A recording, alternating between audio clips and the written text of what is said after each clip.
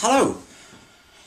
I think my favourite article in this month's Psychology Review is Deborah Allen's piece on hearing voices. I thought it was absolutely inspirational to hear the account of someone who's a successful psychologist who hears voices.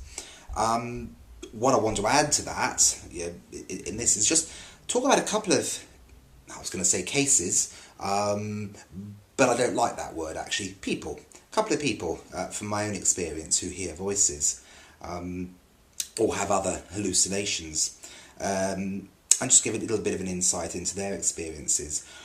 One of the people I'm going to talk about is a former colleague. His experience was of hearing voices towards the end of the day, when he was getting tired, essentially. He didn't seek diagnosis as a sort of social sciences teacher.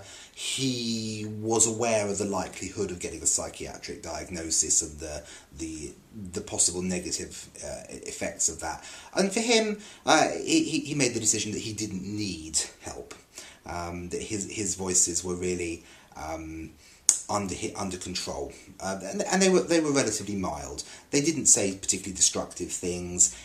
By taking an aspirin and having a walk in the fresh air, he could make them recede sufficiently to just get on and not take too much notice. So I think his decision was perhaps a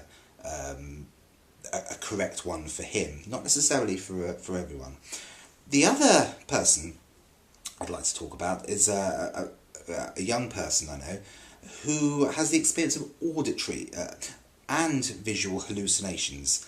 So most interestingly, she sees animals that aren't there. She's aware they're not real, but they look completely real.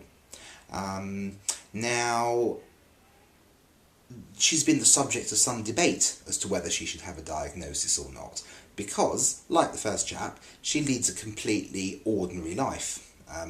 The animals and the other sort of hallucinations she have don't cause her particular problems, and she prefers not to have a diagnosis.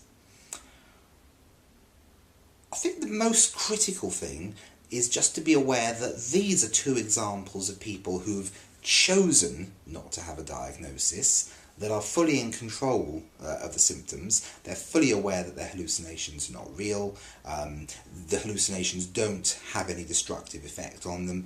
For them, the choice not to have a diagnosis may be the correct one. It's also important to realise that many people, as a result of their hallucinations, like voices, do benefit from help. I think it's very much a question. We look at the individual, we look at their whole life and their whole experience, and see what is the best approach for them. It's not one to be dogmatic about. Thank you.